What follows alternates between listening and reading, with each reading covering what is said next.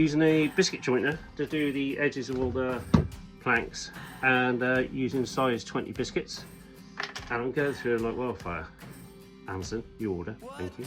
I saw it was a panic when I do the glue up, because I don't know, it's like a self-inflicted chaos, because you're panicking all the time that you've spent all the times machining all this lot up, and then it could all go to cock when you glue it up if you don't do it properly. And I think that's like a self-inflicted mad thing, but gotta be done.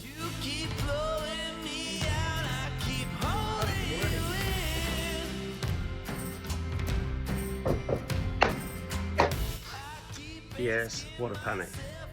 It wasn't going to pan, but we're all done now, which is good.